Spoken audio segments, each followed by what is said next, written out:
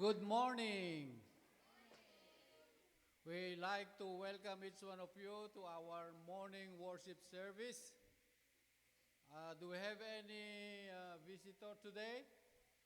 I saw our balikbayan from the Philippines, si Brother Paul and Sister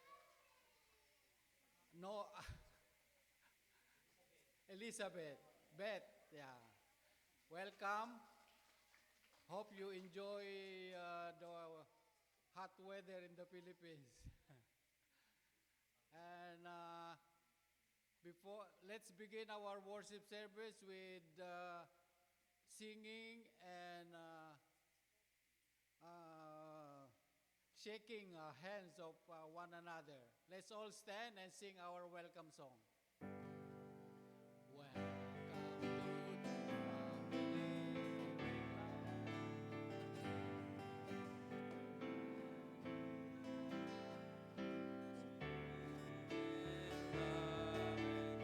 May we always be to you with God without us.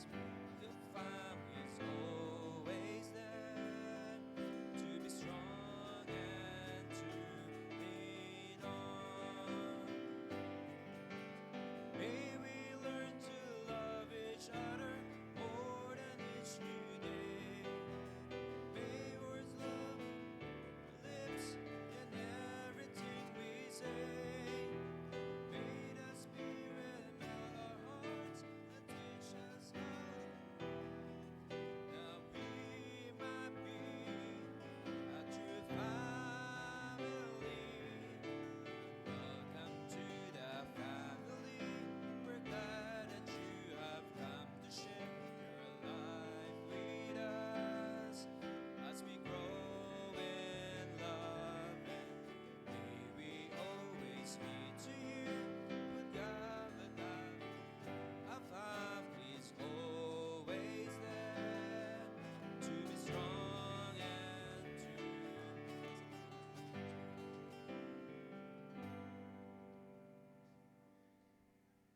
Thank you very much. Let's all be seated.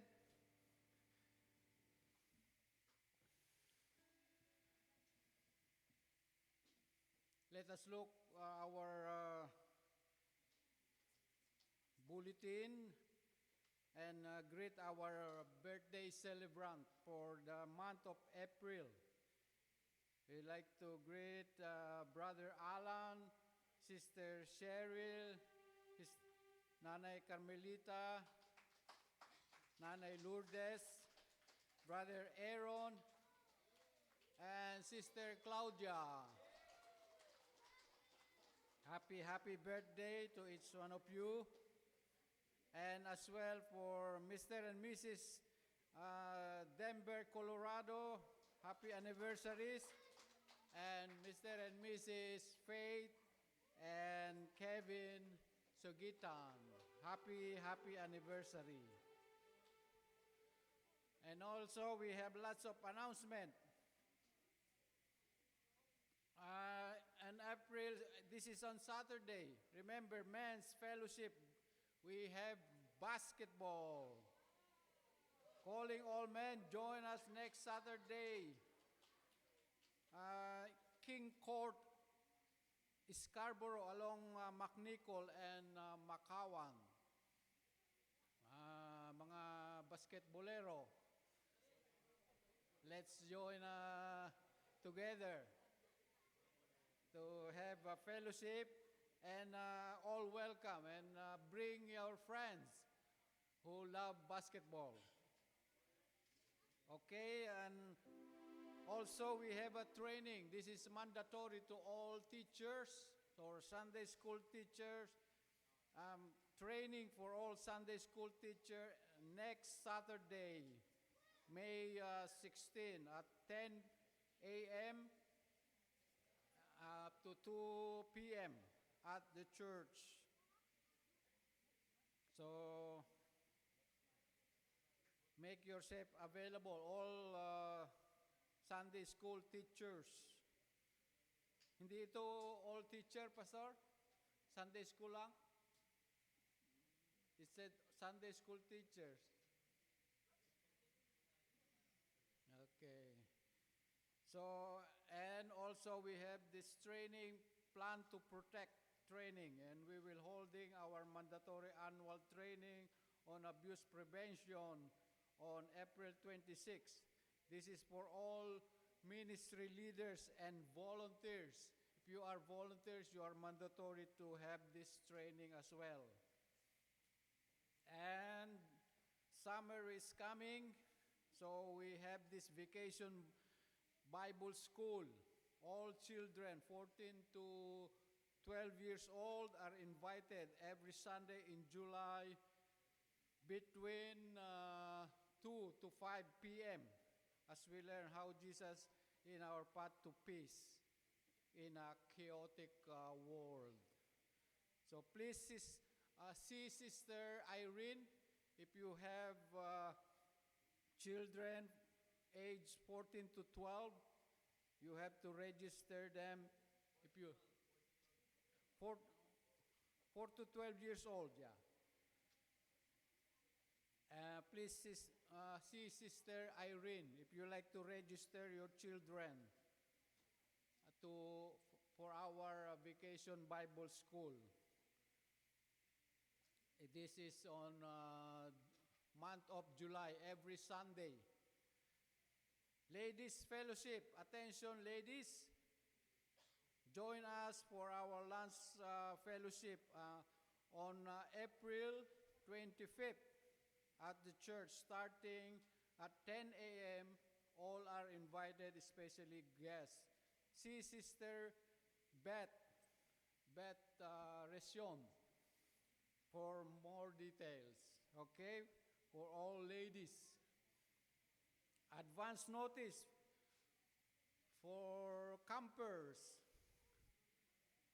Attention campers, we're going back to Wesley Acres on July 29 up to August 1.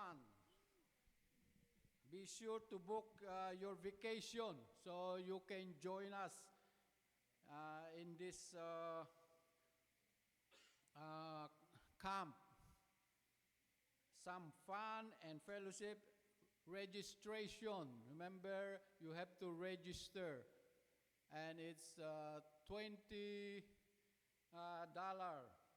for reservation. And remember, this space is limited. So you better book early. If you like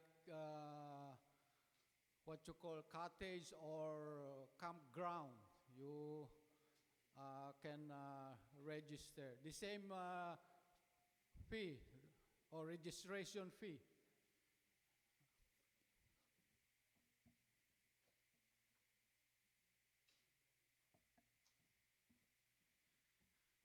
Okay, we like to greet our first time guest, Robbie Chania. Welcome. So that's all for all our announcement. Now let's have a moment of silence as we prepare our hearts and mind to worship the Lord.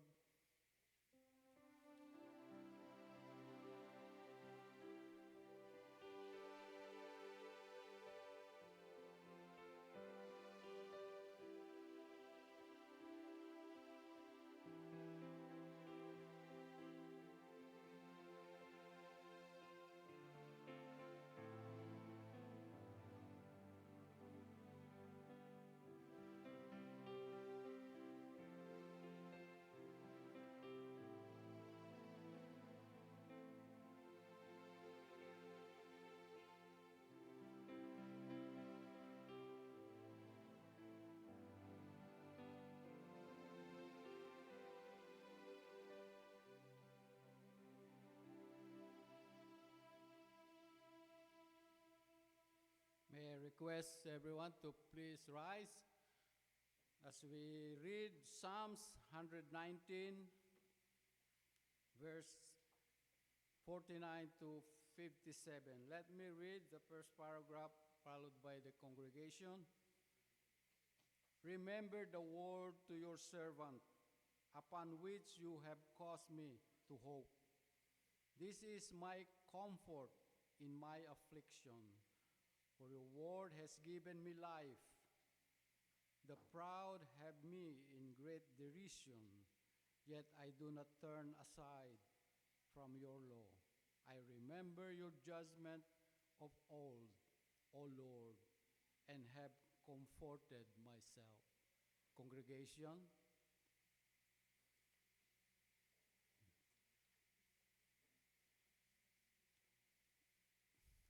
let's read in your bulletin. Indignation has taken hold of me because of the wicked, for who forsake your law. Your statutes have been my song in the house of my pilgrimage. I remember your name in the night, O Lord, and I keep your law. This has become mine because I kept your precept. Let's all commit our time to the Lord. Heavenly Father, we continue to give you praise. We are so grateful for your kindness, faithfulness to us, for your love and mercy. Truly, you are our God who is holy, worthy to receive all honor and glory. We magnify your name and we worship you of who you are. We thank you for your loving kindness and tender mercy upon each one of us. Thank you for this time. We can worship you together with our brothers and sisters in the Lord, with our guests, friends, and we just continue to commit to you ourselves. Please forgive us from all our unrighteousness. Thank you for your redeeming blood that you shed on that cross that paid the penalty of all our sin. We continue to ask your guidance, and we commit to you the segment of our worship service. May your name be glorified and magnified in our midst. We ask, Lord, to empower your servant as he preach your word to us. Help him to render or speak to us your word with clarity, simplicity, and with power. And we pray that you will be magnified in our midst, and will continue to understand and illumine our hearts and mind from your word, and we will use this in our daily Christian life to grow in the grace and the knowledge of our Lord Jesus Christ. Thank you, Lord, for everything. In Jesus' name, all these things we pray. Amen. Let's remain standing as we call on our praise and worship team to lead us in our singing.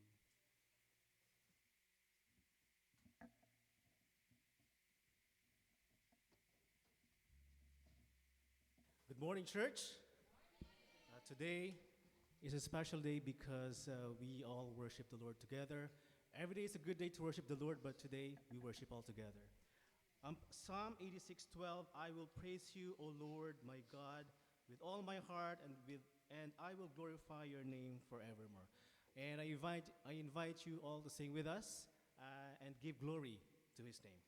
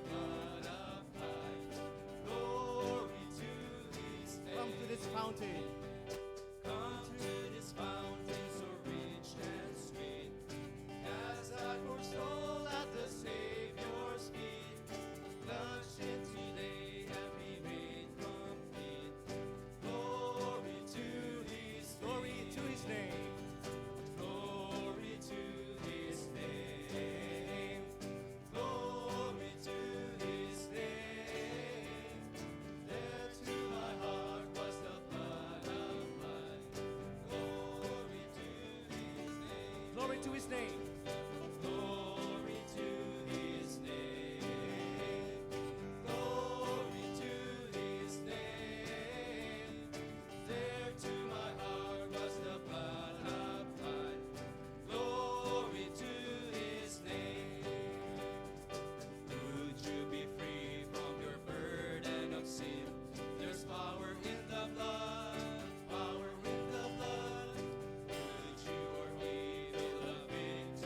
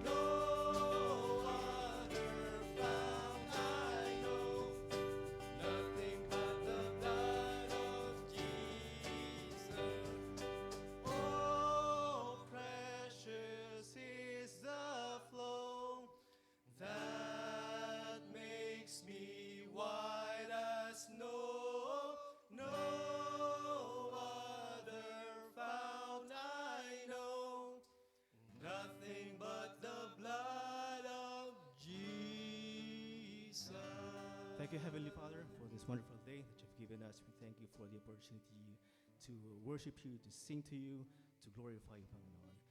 We pray that you will continue to guide us through your word and continue to change our hearts and minds, Panginoon. This is our prayer in Jesus' name. Amen.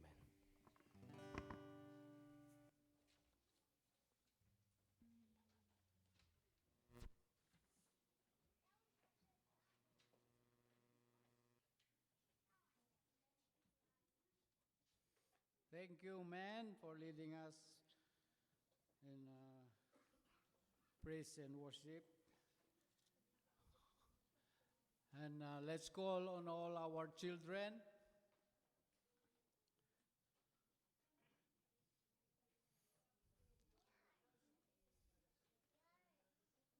Children, you have memory verse today?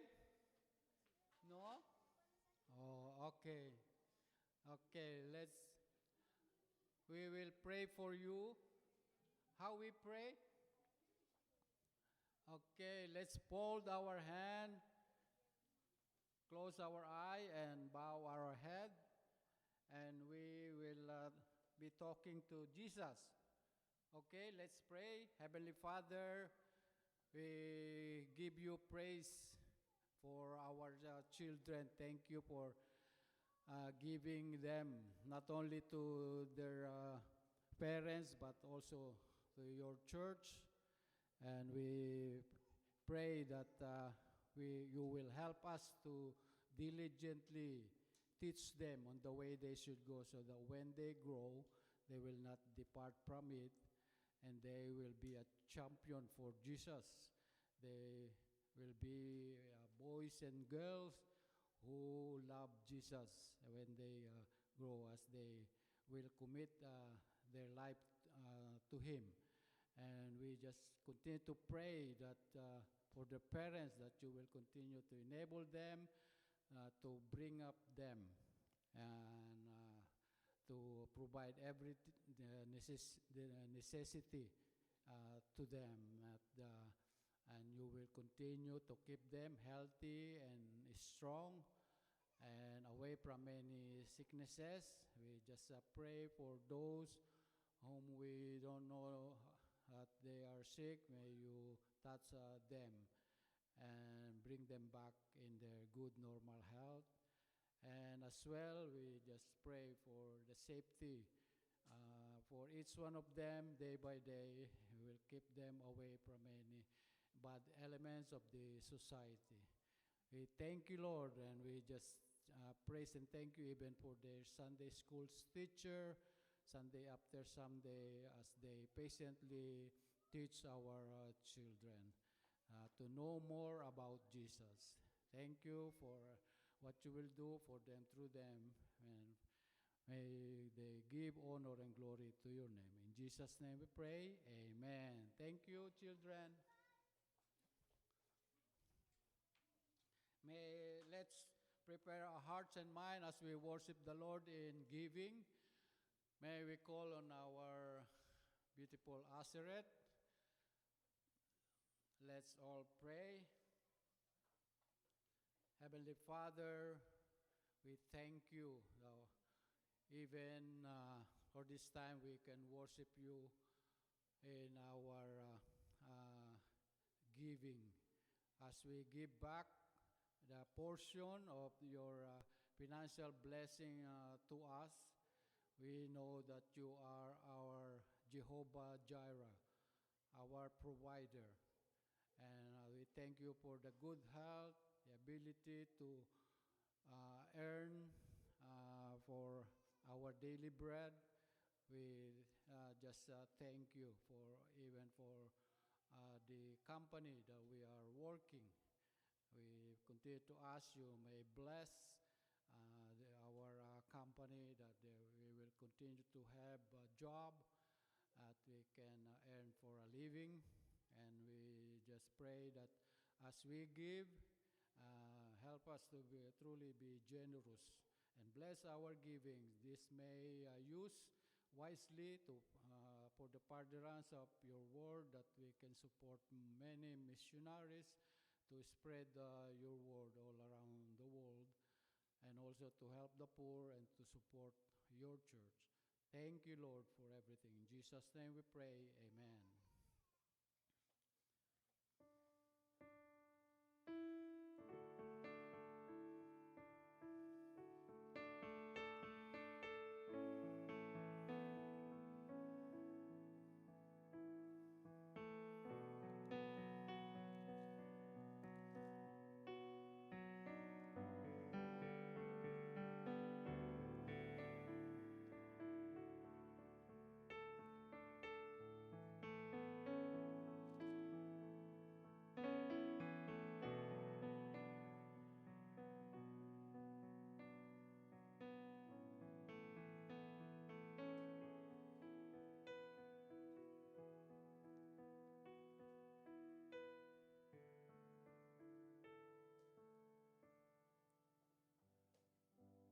Let's all rise as we sing our doxology.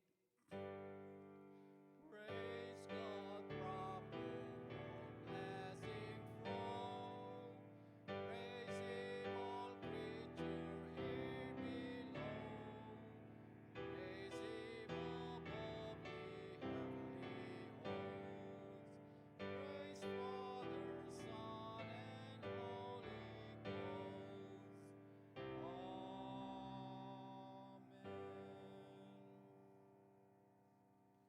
Let's remain standing as we read our scripture reading. Our scripture reading is found on Genesis chapter 41, verse 45 up to chapter 42, verse 8. Genesis chapter 41, we start on verse 54 up to chapter 42, verse 8. Let me read and please follow me silently. And the 7 years of famine began. Just as Joseph had said, there was a famine in all the other lands. But in the whole lands of Egypt there was food. When all Egypt began to feel the famine, the people cried to Pharaoh for food. Then Pharaoh told all the Egyptians, "Go to Joseph and do what he tells you." When the famine had spread over the whole country, Joseph opened the storehouses and sold grain to the Egyptians. For the famine was severe throughout Egypt, and all the countries came to Egypt to buy grain from Joseph because the famine was severe in all the world. Chapter 42, when Jacob learned that there was grain in Egypt, he said to his son, "Why do you just keep looking at each other?" He continued, "I have heard that there is grain in Egypt. Go down there, buy some for us so that we may live and not die." The 10 of Joseph's brothers went down to buy grain from Egypt, but Jacob did not send Benjamin, Joseph's brother, with the others, because he was afraid that harm might come to him. So Israel's sons were among those who went to buy grain, for the famine was in the land of Canaan also. Now Joseph was the governor of the land, the one who sold grain to all its people. So when Joseph's brother arrived, they bowed down to him with their faces to ground. Verse 7, as soon as Joseph saw his brother, he recognized them, but he pretended to be a stranger and he spoke harshly to them. "Where do you come from?" he asked. "From the land of Canaan," they replied, "to buy food." And verse 8, although Joseph recognized his brothers, they did not recognize him. May the Lord bless the reading of his holy word. Now let's call on our Pastor JR to pray for the church.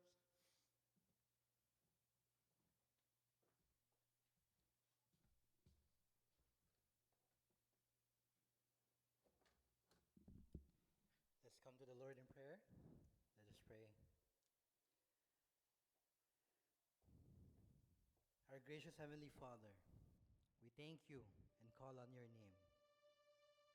We glory in you, our God, our strength. You have told us to seek your presence continually. You have told us to remember the wondrous works you have done. You are our God, and there is none like you. You never promise what you will not keep. You never fail, regardless of how small and insignificant we might appear. You have a people purchased by the blood of your Son, and you will bring them all into glory. Lord, we have sinned and failed and doubted. We have not been who we are in Jesus Christ. We have continued to love this world. We have continually forgotten you. We have focused so much on ourselves, who and what we are. So we ask, Lord, please forgive us. We continually confess to you that we are filthy rags. We are nothing without you. So God, please cleanse us. Cleanse us, O Lord. Thank you because despite of who we are, you still saved us. You still redeemed us. You still called us. You still purchased us.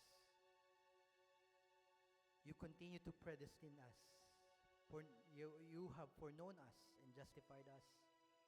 Thank you because you continue to claim us as yours. And all of our hope is in you. We thank you because you called us to come to you. You called us to lift all our cares to you. You called us to pray to you. And we pray for those who are sick. Those among us, those of our family members, those in beds, some in hospital beds, those in ICUs, those who are at home right now. Again, Father, we know and we acknowledge that you are our greatest physician. You created us and knows every intricate part of our bodies, even better than the doctors and those who look after us. You who over and over again has healed the sick, caused the lame to walk again, caused the blind to see, the mute and the deaf to speak and hear. We know and trust that you can heal our sick and grant them quick recovery from every disease. So we lift up our cares, we lift up our prayers before you. We pray for Sister Janet at this time, Sister Arabel Pasipacador. We are praying that you continue to be their hope, that you continue to be their strength, that you continue to be their all in all. We ask, Lord, for your healing touch upon them. We know, Lord, that you are our way maker, our promise keeper. We know, Lord, that there is nothing impossible with you. So we lift them up, and those who are sick right now, heal them, Father. We pray for those who have suffered loss, those who have lost loved ones, family members, friends. We pray for Sister Jen and the rest of the Trinidad family, for the Kalampinay family, and others who we might not even have not been brought to our attention yet. Father, we continue to pray that you be their comfort, be their strength at this time. May they continue to feel your love and divine presence. May you continue to be their peace. We pray for those who are seeking employment, to be able to provide for their homes, for their loved ones, for their family. Father, we pray that you grant them divine direction as to where they will find employment, or even to the right person who will lead them to get a job. We pray that you continue to allow us to work, continue to allow us to pray, allow us to continue to be your hands and feet, to do what is needed and to act and not just speak. Continue to allow us as your church to be present with and for them, for those people who are hurting, for those people who are in need, for those people who need you. Bless First Filipino Baptist Church Scarborough. Use our church to herald Jesus each and every day. I pray for a blessing upon our children as they learn more about Jesus. I pray that the lessons that they would be taught today would be instilled within their hearts, and that you would raise up opportunities for them to surrender their life to Jesus, our Lord. May you also bless all the teachers and volunteers as they have availed themselves to teach our children. Father, we thank you for your graciousness, your goodness and faithfulness to this church, for continually allowing this church to be a beacon of hope and light to this dreary, desperate, and dark world. Bless us as we continue in our preparations to celebrate who you are and what you have been doing to this church. May all our plans and preparations be according to your will, and may you continue to be glorified in us. We lift up before you our upcoming men's fellowship on the 18th. We pray that not only all the men here, but we will be able to invite men all around to join us, to celebrate you, to celebrate your good work, and to celebrate your gift of salvation. May we be given opportunities to minister to them.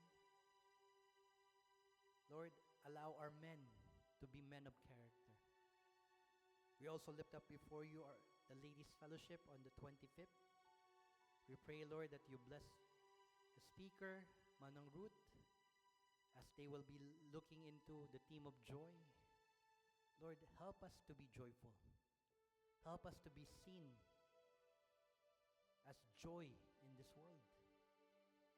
It's easy to lose our joy, Father. It's easy to not be happy. But allow the joy to overflow within us, that people may know that we belong to you because of the joy that cannot be contained in our hearts. May you bless, Lord, us to also continue to be in the straight and narrow path, and to continue to mirror being a hope to the hopeless, light to the darkness, and faith to the faithless. Father, we also ask that you cause us to plan according to your will. Your word says that many are the plans in a man's heart, but it is still your will that prevail. So we seek out your will for our church. Cause your gospel to advance all throughout our city, all throughout our community, all throughout our province, and all throughout our nation. Make Canada a Christian nation, not for political reasons or just to gain prominence in society, but for the glory of your great name. O God, receive our gifts today also. Thank you, Lord, for the opportunities you have given us to give our tithes and offering. What we give is an expression of how much we love you. So we pray, Lord, that you take it, please. Use it for your glory and for the good of this world. Thank you for blessing us so that we can also be a blessing to others. Now, God, prepare our hearts to receive your word. Bless your messenger. Grant him a double portion of your spirit. May you continue to bless us with your word. And if we are to live in these days, we will need to be filled with your word. We will need to know it and obey it. So as we prepare to open it, to read it, and hear it preached to us, we ask that we would listen humbly and attentively, that we would listen expectantly and prayerfully. Use it to both confront and conform us, to call us away from sin and towards holiness. We pray that we would be changed by your word. That is our desire. That is our prayer. In Jesus' name we pray. Amen. You may all be seated.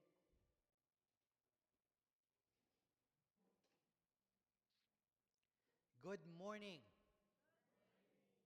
We praise the Lord that we can continue to gather together in this place to worship and praise His holy name. And as we continue with our series of messages, please have your Bibles open to Genesis chapter 41, verses 54 all the way to chapter 42.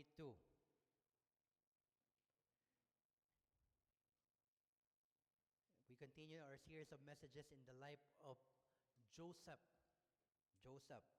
So before we do that, let's pray together. Let's commit our time together. Heavenly Father, we pray, Lord, that you open our hearts and our minds to the important truths we will be learning today. Help us to be receptive.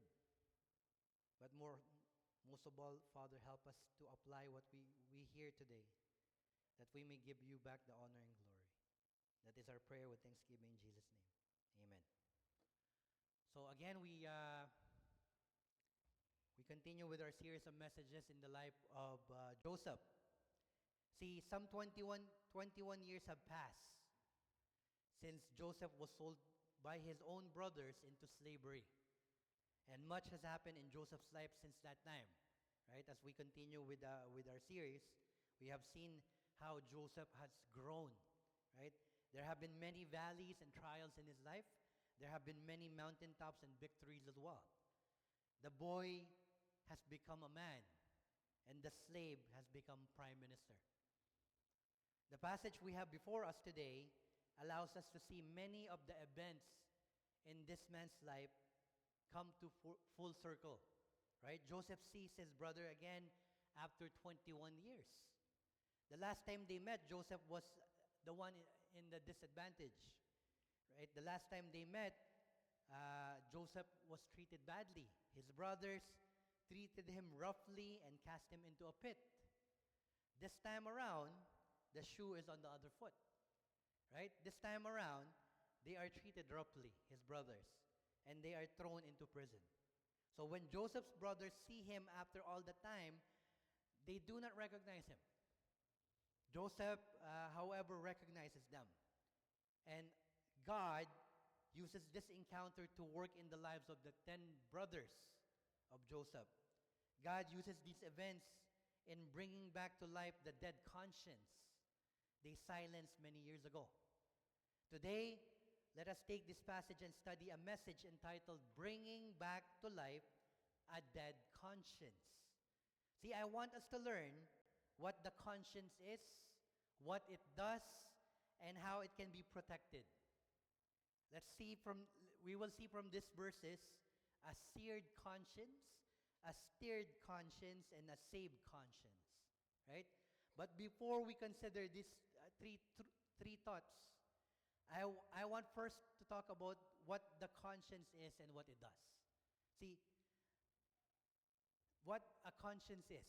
The dictionary defines conscience as the inner sense of what is right or wrong in one's conduct or motives, impelling one towards right action. Right? That's what the conscience does for us. The Greek word for conscience means to know together. The conscience is a gift from God to all men. Right? In Proverbs 20, verse 27, it tells us, the spirit of a man is the lamp of the Lord, searching all the inner depths of his heart.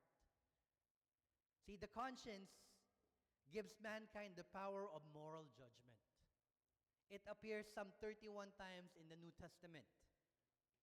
And in his book, The Banishing Conscience by Dr. John MacArthur, it says that the conscience entreats us to do what we believe is right and restrains us from doing what we believe is wrong. The conscience is not to be equated with the voice of God. It is a human faculty that judges our actions and thoughts by the light of the highest standard we perceive.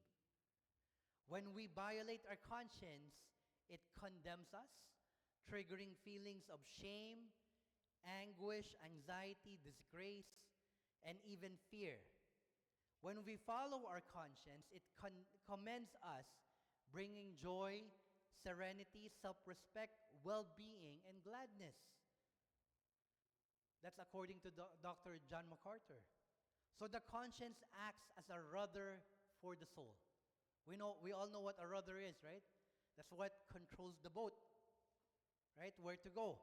So the conscience acts as a rudder for the soul. It is not a guide, but an early warning system which tells us that danger is ahead. When we go against the warning of our conscience, it punishes us with feelings of guilt, shame, and regret.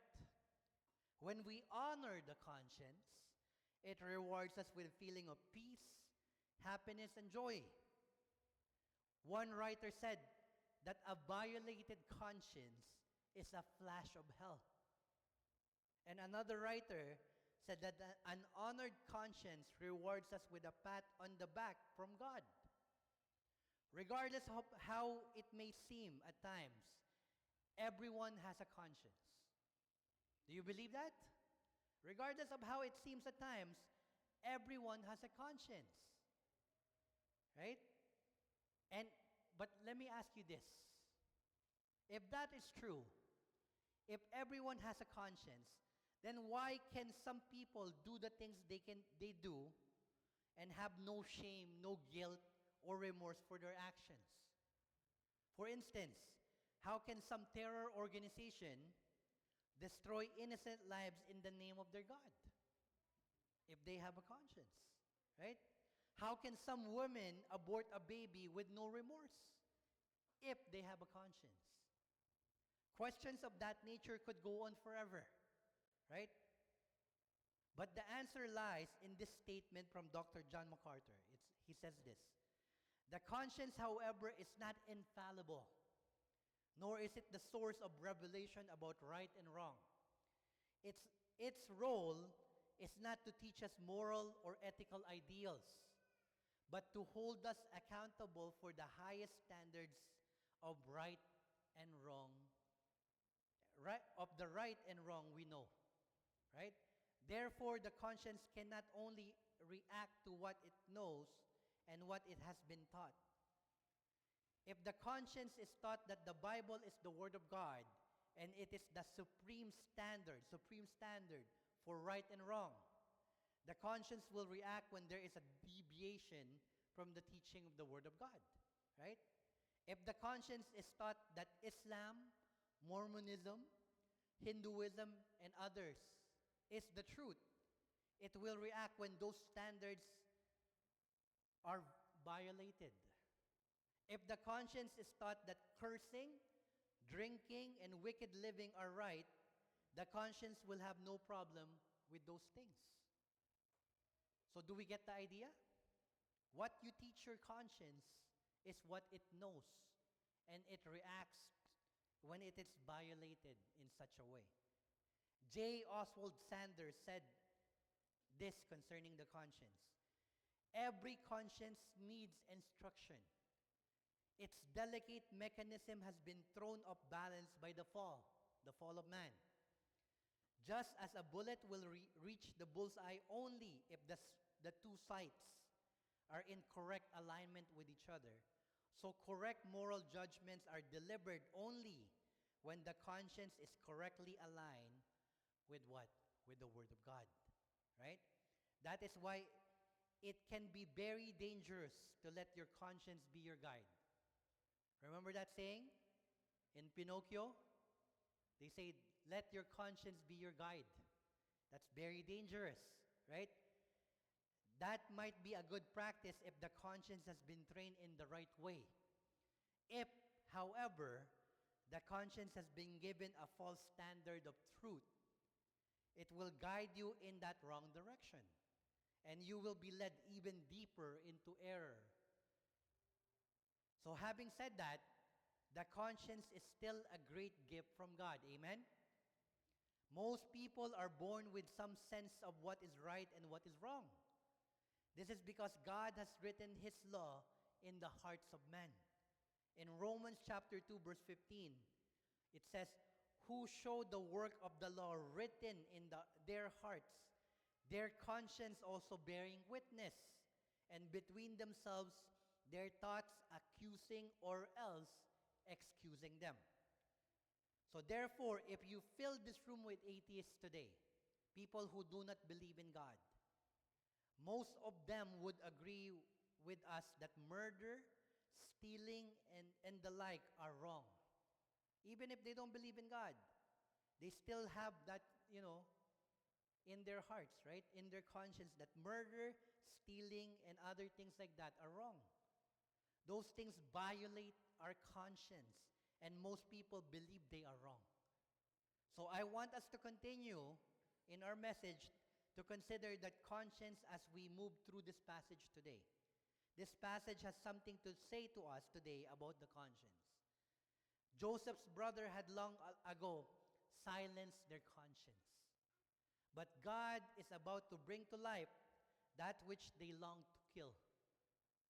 Let's learn a little bit more about our conscience as we consider the thoughts in this passage. Let us look and study the thought of bringing back to life a dead conscience. So the first thing that we will look at is a seared conscience. A seared conscience. If you remember the story of the early years of Joseph's life, you will remember that his brothers sold him as a slave, right? Killed an animal, put the animal's blood on their brother's coat, brought the coat to their father, and told him that they have found the coat as such. Jacob assumed the worst, right? He bought into the lie and declared Joseph must have been killed by a wild animal. We find that in Genesis 37:31 to 33. Then, old Jacob entered a time of mourning that lasted over 20 years. Imagine, that's how much he loved Joseph. He mourned for him for over 20 years. As they sold their brothers and watched his captors haul him away, it must have tugged in their hearts. Imagine, can you do the same to your sibling? What if you have a sibling? Even if you don't like your sibling, right? You must love your sibling. See, there's a big difference between like and love, right? You love your sibling because he or she is your sibling. But there are times you don't like them very much, right?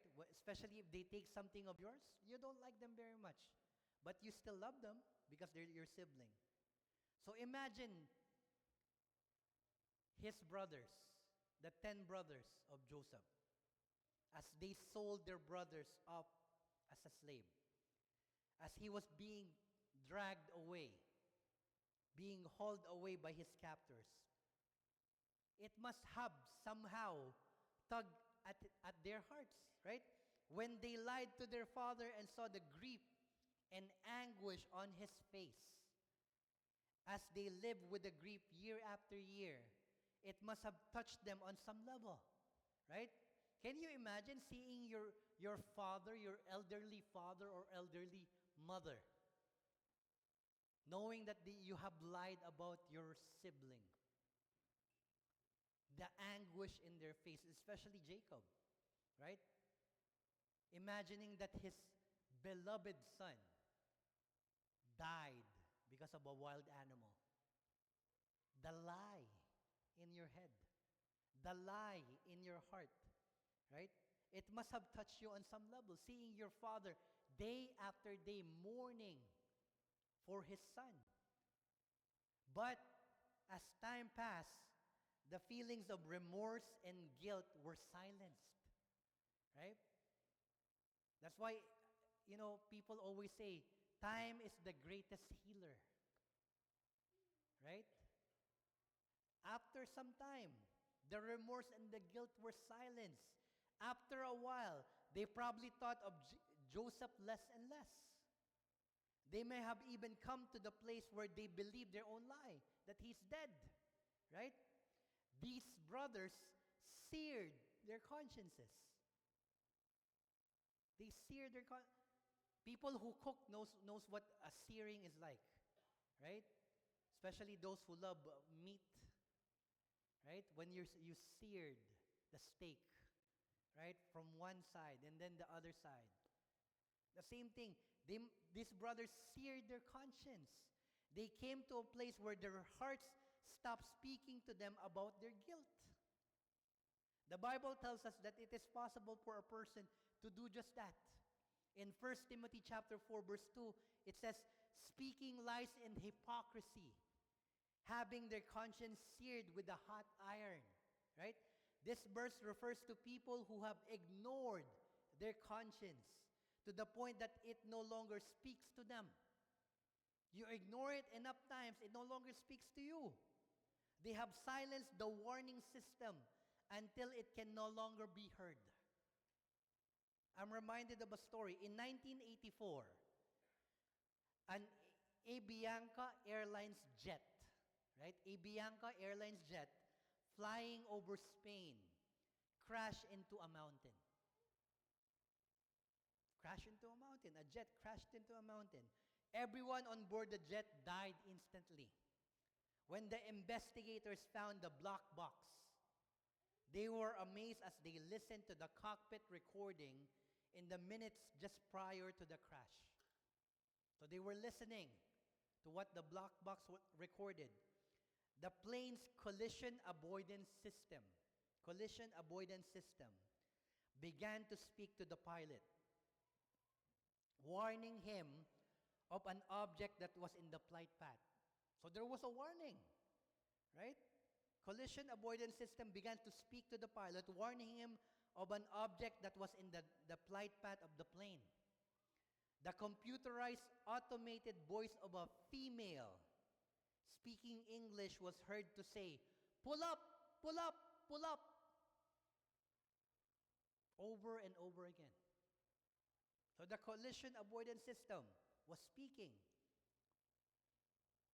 The pilot was male. The voice was female. So the pilot probably goes, I have enough nagging at home. I will switch you off. Right? The computerized automated voice of a female speaking English was heard to say, "Pull up, pull up, pull up." After a few moments of this, the pilot was heard saying, "Shut up, gringo." And with that, the pilot turned off the system. Turned off the system. He just ignored the warning, flipped the switch, and a few moments later, what happened? Everybody died. So the female in the room were saying, "See, you should listen." Right? See, that is what happens when the conscience is ignored. When we start to do something we know is wrong, the conscience tells us what? Pull up, pull up. If we heed the voice and pull up, all is well. If we ignore the voice and do as we please, we have begun the process of searing the conscience. The next time, the voice of the conscience will not be heard as loudly or as clearly. Isn't that true? Right? Isn't that true for us? Especially for us Christians. Right? If we listen to the warning, there's always a warning just before you go into sin. Right? There's always a warning. Don't do that. Don't do that. But because we want to do it, we flip the switch. We ignore the warning. The next time around, it's not as loud. Don't do that. Don't do that. Right? And then you ignore it again. The next time, you barely hear anything anymore. Right? Every time we ignore the voice of the conscience, we are retraining the conscience. We are retraining the conscience. We are teaching it that things which it believed were harmful are now all right. When we retrain the conscience, we are headed towards a crash. A crash, right? Of course, our culture tells us what we need to silence the voice of guilt. Right? They say that only weak people have problems with right and wrong. Have you ever heard that? When you're talking with your coworkers, when they're egging you on to do something that you know is not right? They say what? Only weak people have problems with right and wrong. Just do it. Right? Because there really is no right and wrong. That's what they believe. They believe that everything is relative. What is right for you might not be right for me. What is true for you might not be true for me. Right? Everything is relative. Our culture tries to silence the conscience. We need to be very careful about how we treat the conscience. If the conscience tells us something is harmful, we need to heed the voice of the conscience. It is dangerous to go against the conscience when it sends out a warning signal. If we ignore the signal it sends us, we will eventually silence the voice of the conscience. When the conscience says pull up, we must never say, shut up, gringo. I remember, I used to have some church members who had an old Labrador dog, right? They kept the dog in the yard, and they used one of those invisible fence to keep the dog in. Those things work by inflicting an electrical shock through the collar of the dog's neck, right? When he gets too close to the fence. Before the dog gets a shock, however, he gets a series of beep, beep, beep, beep. And then if he continues that road, he gets the shock, right? These beeps are a warning sign that the dog needs to turn around, or he is going to get in trouble. Well, this old dog knew that what the fence could do, or what the collar could do. But if he saw something outside the yard that he wanted, he would still go get it. Right? That's why the saying is true. You can't teach old dogs new tricks. Right? This old dog, whatever he wants, he tries to get. Right?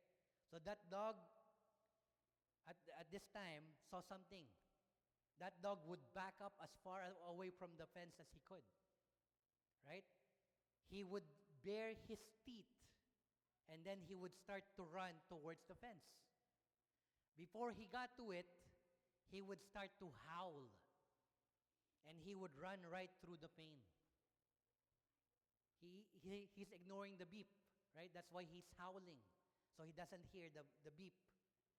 That dog learned that if he ran far enough, he would get beyond the range of the fence, and that the pain would stop, and that he could go where he wanted. He ignored the warning signals so he could escape the fence in his life. You see, people who ignore the warning signals in their conscience are doing the same thing. They ignore the pain in their hearts. They keep running until the signal stops. That is a very dangerous game. As I said, the conscience must be trained, right? The conscience is not infallible. It only knows what it has been taught. So as a result, some people have an overactive conscience. They are referred to in Romans 14 and 15, right? How are they overactive? People have been raised in an atmosphere of legalism and who have been taught that everything is wrong. They tend to have a very sensitive conscience. They may believe that some things are wrong when those things are in fact right. Right? Or not wrong at all. The conscience can be trained by tradition. Right? Those people need to retrain their conscience by teaching it the truth of the Word of God. Like us. I wasn't brought up in a Christian family. I came from a Catholic background, right? So some of the traditions, even when we were Christian, we carry with us, right? We just had the Holy Week. I remember when we were still back Catholic, right? During Holy Week, we would not eat meat, right? You would not eat meat because you were taught that it's tradition not to eat meat because Jesus died for you, right? So don't eat meat. So what do? You buy fish and you eat fish, right? See, those people need to retrain their conscience by teaching it the truth of the Word of God. By the same tokens, some believers have a very strong conscience and know that they have the liberty in the Lord, right? There are things, because you have such a strong conscience, you can not stumble with things that you do, with some of the things that you do. You know that this is, the boundary, but because your conscience is strong, you can still go over it, right? But we must be careful because there are people watching us.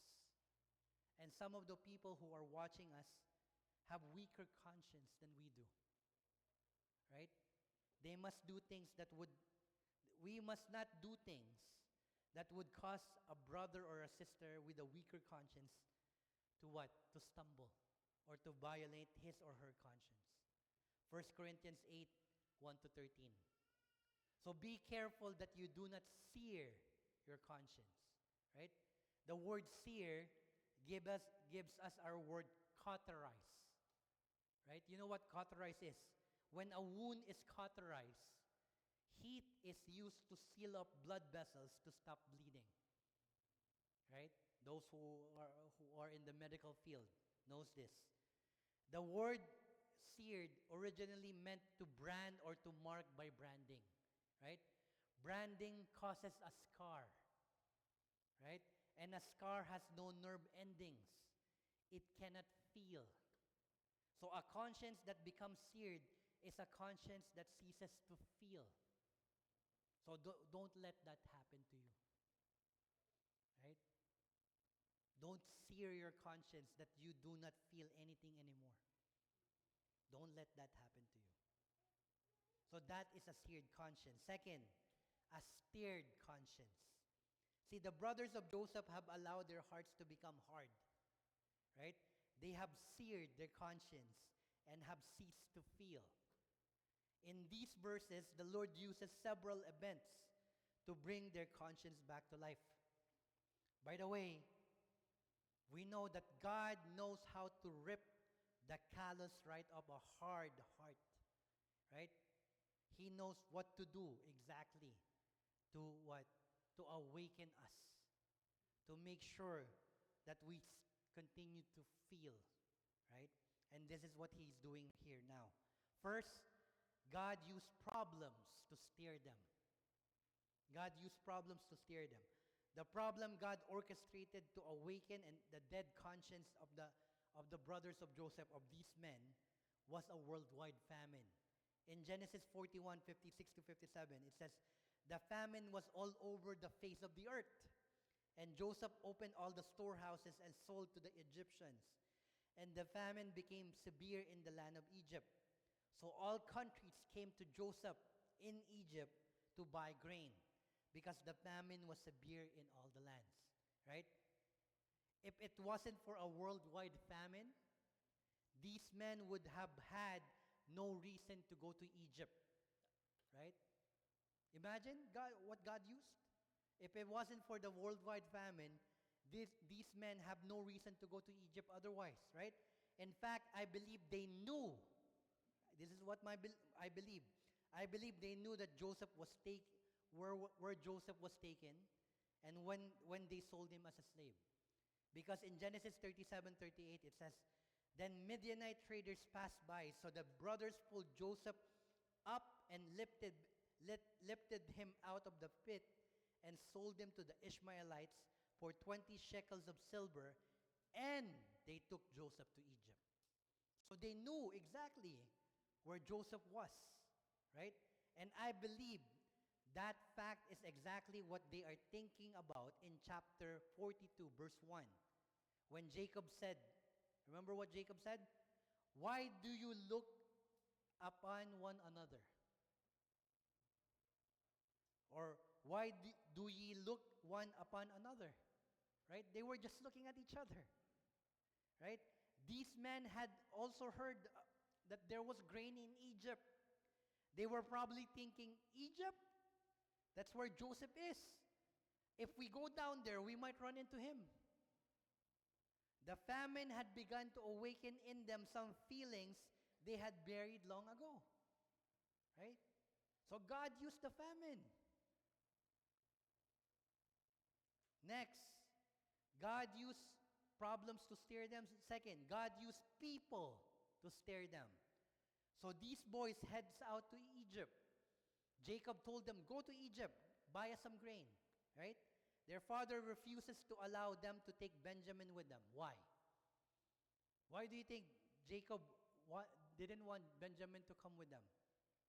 Jacob's words in verse 4 of chapter 42 seems to indicate that Jacob still had some doubts about their involvement in Joseph's disappearance.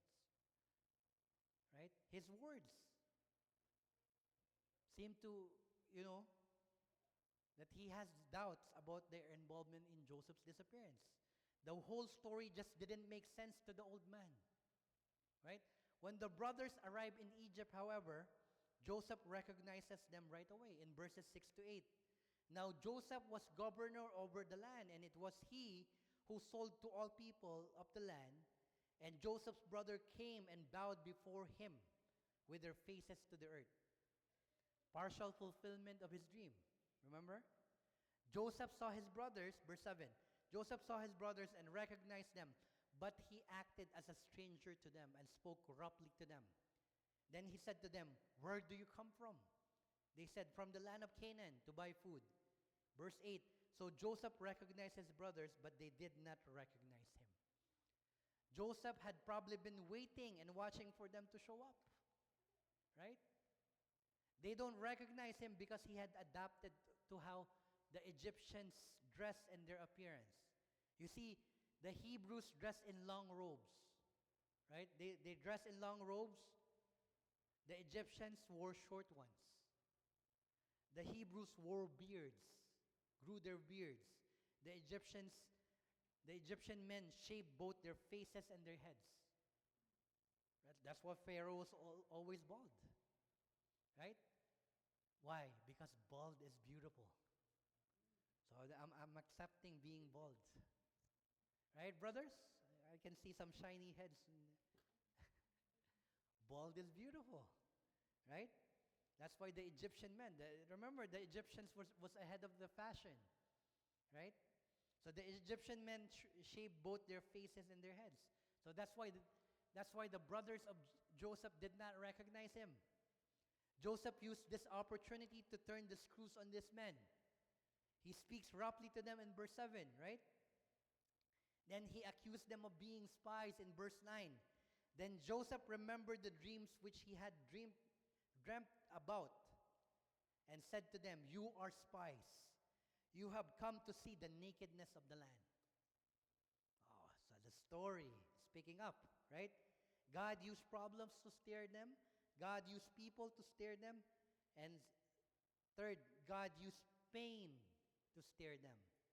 When they are accused of being spies, they try to defend themselves in verse 10 to 14. And they said to him, no, my Lord, but your servants have come to buy food. We are all of one man's sons. We are honest men. Your servants are not spies. Verse 12, but he said to them, no, you have come to see the nakedness of the land. And they said, your servants are 12 brothers, the sons of one man in the land of Canaan. And in fact, the youngest is with our father today, and one is no more. Verse 14, but Joseph said to them, it is as I spoke to you, saying, you are spies. See, Joseph concocts a plan to really make them sweat. Right? First, he demands that they send one of their brothers back home to get Benjamin and to bring him back as proof of their story. Verses 15 to 16. In this manner you shall be tested by the life of Pharaoh. You shall not leave this place until your youngest brother comes here. Send one of you, and let him bring your brother, and you shall be kept in prison, that your words may be tested to see whether there is any truth in you, or else by the life of Pharaoh, surely you are spies. They protest, and Joseph throws them in prison for 3 days. Verse 17, so he put them all together in prison 3 days. Then Joseph allows 9 of the brothers to return home to get Benjamin, while one of them remains in prison. Verse 20, and bring your youngest brother to me, so your words will be verified, and you shall not die. And they did so. Having no choice, that is what they did. See, I went through all of that to remind us that God will do what it takes to awaken our conscience when we allow it to become seared. See, these men, the brothers, would have never thought of Joseph again had it not been for the famine. The famine drove them to Egypt. Their trip to Egypt brought them face to face with their brother. Their treatment in Egypt awakened the thoughts in their hearts that had lain dormant for 2 decades, for 20 years, over 20 years. God used some harsh measures to get their attention, but He has them where He wants them. God will do whatever it takes, right? He has them on the road to repentance and renewal. So, remember this. If you belong to the Lord and you allow your conscience to become hardened, you need to know that you are going to wander off into sin. Your conscience will cease to warn you of evil, and you will fall away. But if you belong to God, if you are His, He will not allow you to remain in that condition forever. He will come and get you, and He will use whatever it takes to awaken your conscience. For Joseph's brother, God used problems, people, and pain. For David, God used a man of God who was willing to confront a king, and God also used the death of a child. For Samson, God used a Philistine prison, the loss of his eyes, and the loss of his strength. For Peter, God used a little girl to remind him at a Roman fire. Who knows what He will have to use in your life and mine, right? But one thing is sure. He will use whatever it takes to get our attention and to resurrect the conscience we have tried to kill. We have tried to silence. In Galatians chapter 6, verse 7 to 8, it says, do not be deceived. God is not mocked. For whatever a man sows, that he will also reap. For he who sows to his flesh will the flesh reap corruption. But he who sows to the Spirit will of the Spirit reap everlasting life. God will steer you to get you to the point where you need to realize what you have done is wrong. So a seared conscience, a steered conscience, and third, a saved conscience. So as this story continues, the brothers have reached a place where their consciences have come back to life. They are certain that their troubles all stem from their treatment of Joseph. They confess their sin in verses 21 to 23. If you will look at chapter 42, verse 21 to 23, it says, then they said to one another, we are truly guilty concerning our brother, for we saw the anguish of his soul when he pleaded with us, and we would not hear. Therefore, this distress has come upon us. Verse 22, and Reuben answered them, saying, did I not speak to you, saying, do not sin against the boy? And you would not listen. Therefore, behold, his blood is now required of us. But they did not know that Joseph understood them, for he spoke to them through an interpreter. Right? Not knowing that Joseph could understand their language, a secret that had remained buried for 20 years bubbles to the surface. He sends the 9 brothers home, and keeps Simeon in prison.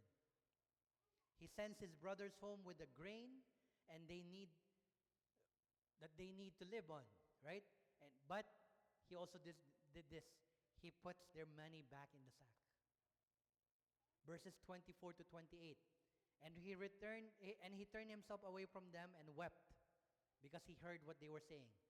Then he turned to them again, talked with them, and he took Simeon from them and bound him before their eyes. Verse 25. Then Joseph gave a command to fill their sacks with grain, to restore every man's money to his sack, and to give them provisions for the journey.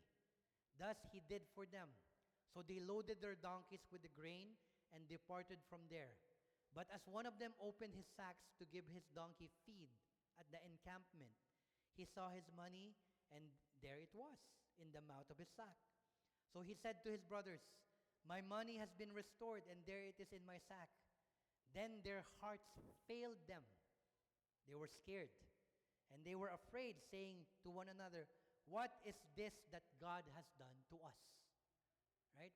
When they find this, they are filled with fear and with the conviction that God is actively working in their lives. So they knew that God would not just allow this to happen, right? They think that God is out to get them for what they have done. They think that God is intent on their destruction.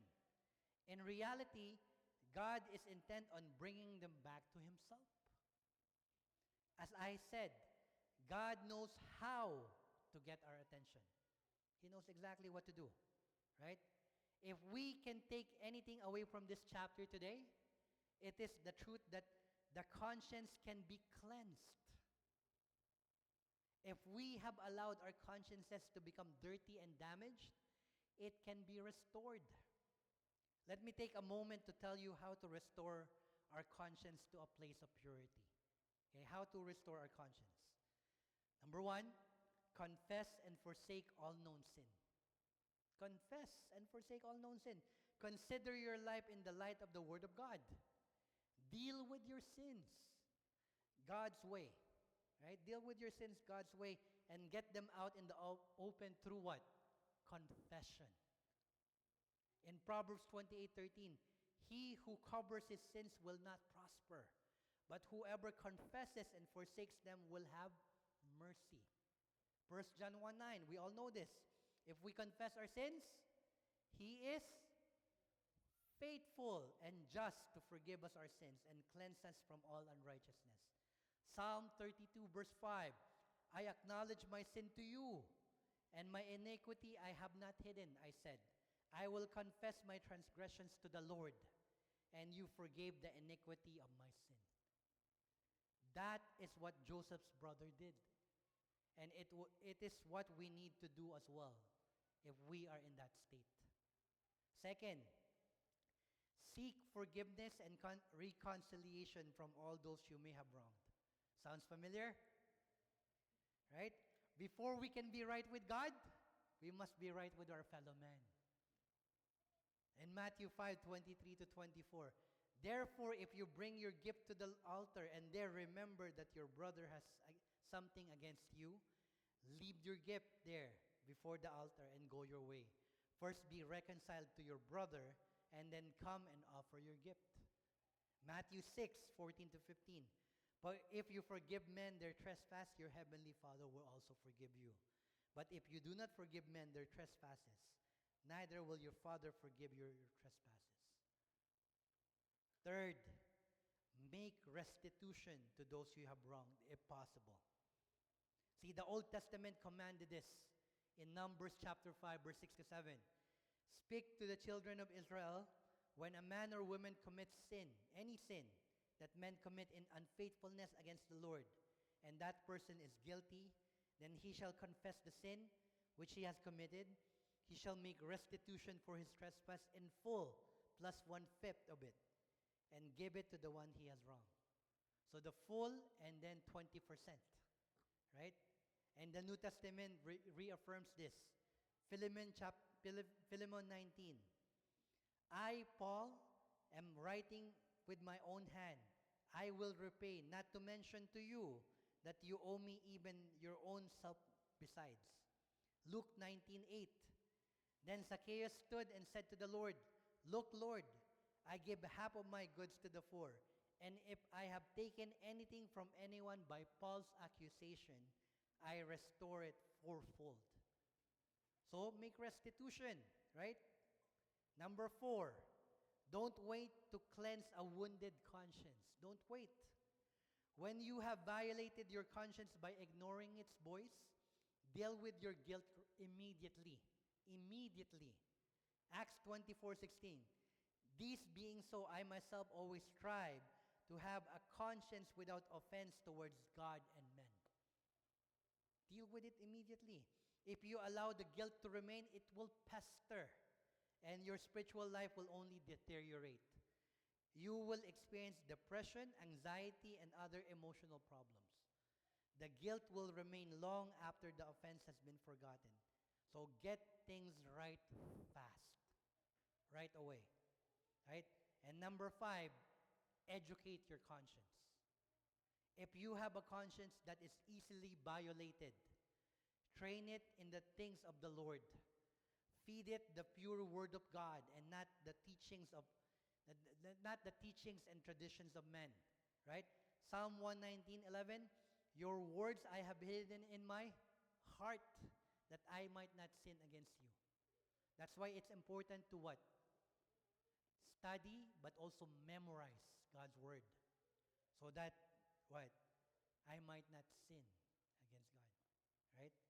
You must train the conscience based on what, we must not train our conscience based on what our parents says, based on what old traditions have taught us, or based on what some preacher said. Right? To have a pure conscience, we must train it in the Word of God and Word of God alone. Let the Bible be your only guide for living, and your conscience will become a trustworthy friend. That's what we must do, right? You see, people may silence the conscience in this life, but one day it will speak up loud and clear. When you stand at the judgment, your conscience will agree with every judgment handed down by Holy God. Can you live with that? Your conscience will stand, right? Or will be witness against you before Holy God. Every person in this room needs to look within and examine the condition of our conscience. I'm including myself, right? The question is our conscience pure? Is it helping us live for the Lord as it sounds the alarm when you approach thin ice in your life? Has your conscience been telling us, pull up, pull up? What has your response been? Have you been pulling up? Or have you been saying, shut up, gringo? As you flip the switch and kills the system, right? Maybe your conscience hasn't spoken to you in a long time. Maybe, right? Today would be a good time for you to come before the Lord and start the process of purifying your soiled and seared conscience. Maybe today is the time, right? Has the Lord spoken to you today? If He has, please come to Him and do what He is calling you to do. The important question is this: do you know Jesus? Do you know Jesus? Whatever your relationship with Jesus today, if He is calling you to come to Him, then I encourage you to obey His voice. Do what He is calling you to do, and He will honor your response of faith. So, if that is you, and you need to be right with Jesus today, if you need to be given the opportunity to have a personal relationship with Jesus today, I challenge you to accept His offer for you. See, life begins by surrendering yourself completely to Jesus Christ. Your conscience can tell you these things. But if you don't have a proper relationship, a personal relationship with Jesus Christ, that's all for nothing. Right? Real life begins by surrendering yourself completely to Jesus Christ. And all you need to do is two things: receive and believe. I tell this every Sunday because I don't want to miss the opportunity to share this with anyone who probably need Jesus today. The Bible says in John chapter 1 verse 12, to all who receive him, to those who believe in his name, he gave the right to become children of God. So two things: receive and believe. First, believe. Believe that God loves you and made you for his purpose. Believe that you are not an accident. Today is no accident. God has brought you specifically here today, right? For a purpose, for a reason. Believe that you were made to last forever. We all know that our life here on earth is what? Short. The Bible is clear. It's 70 to 80 years. Right? Those who have experienced 80 years and over, praise the Lord, because that's a bonus for you. But some people don't reach that age. God takes them early on. Right? After the Lord has taken you, it's clear where you go. There's only two places: heaven with him, or hell with the doomed and the damned. Right? To be sure that you will be with God in heaven, believe. Believe that God has chosen you to have a relationship with the Lord Jesus Christ, who died on the cross for you and rose again after 3 days. Believe that no matter what you have done in this life, whether you have seared your conscience or not, God still wants to forgive you. Believe. Second, receive. Receive Jesus into your life as Lord and Savior. Lord, because there is nobody better to manage your life than Jesus. And Savior, because he needs to save you from the penalty of your sins. That's what you did when you seared your conscience. You have sinned against the Lord. Right? So receive Jesus into your life as both Lord and Savior. Receive his forgiveness for your sins. Receive his Spirit who will give you the power to fulfill your life purpose. So wherever you are, I invite you to please close your eyes, bow your head, and if you want to make that decision today, to have Jesus into your life, to believe in Jesus, to receive Jesus into your life, follow me in this prayer. Dear Jesus, I know I'm a sinner. I have seared my conscience, and my sin deserves your judgment. But you died to pay the penalty of my sins. So I repent of those sins now, Lord. I ask you to please forgive me. Come into my life and make me a new person in you. Thank you for saving me, Jesus. And help me to live for you from now on. Give me the courage to make it public. And help me to never be ashamed of you. Amen.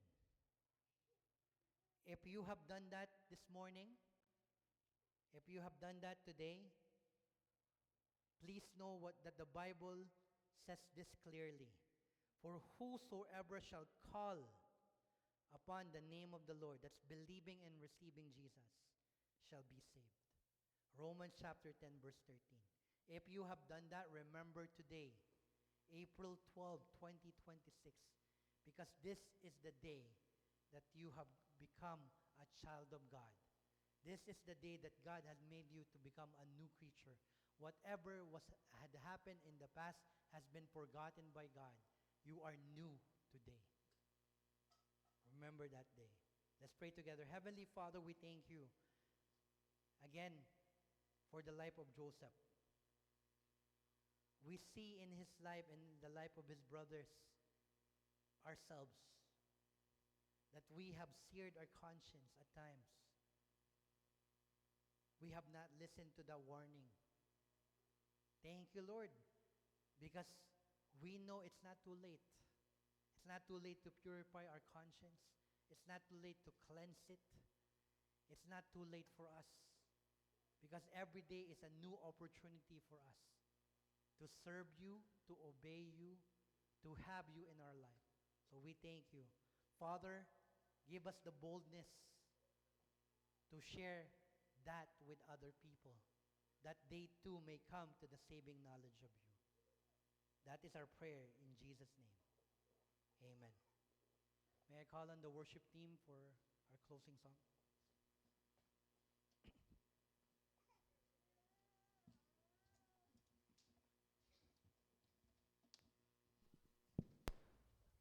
Let us all rise for our closing song. Holy, holy, holy.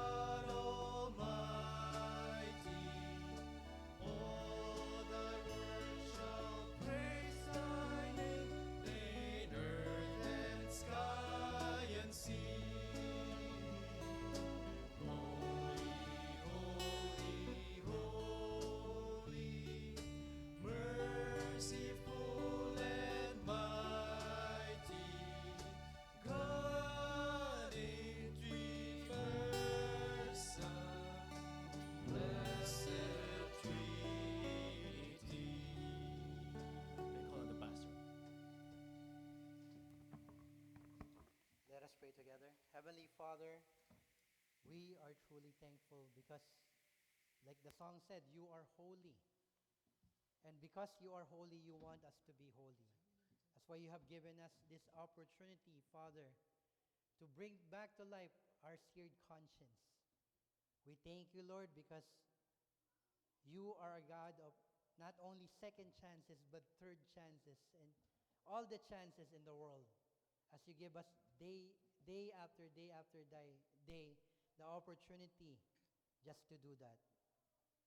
Now to him who is able to do far more abundantly than all that we ask or think, according to the power at work within us. To him be glory in the church and in Christ Jesus through all generation, forever and ever. And God's people says, Amen. Unto him who is able to keep us from falling and to make you stand in his presence, blameless and with great joy. To the only God our Savior, through Jesus Christ our Lord, be the glory and the majesty, dominion and authority, both now and forever. Amen. Give him the glory and the majesty, dominion and authority, both now and forever. Amen. Thank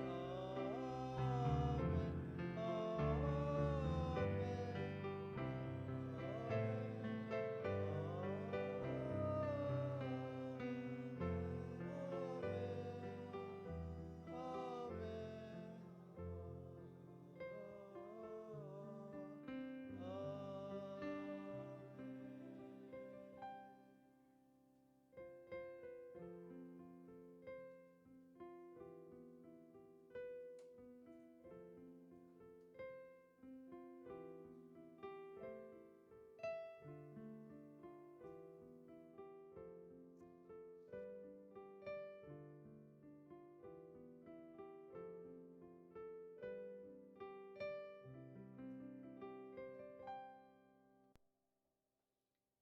You may all be seated. As has been our practice since the beginning of the year, we will get into our groups of 3 and 4 to have an application of what we have heard today. God's word says, "Let us not just be hearers of the word, but also doers." So we'll put up the questions for us to answer.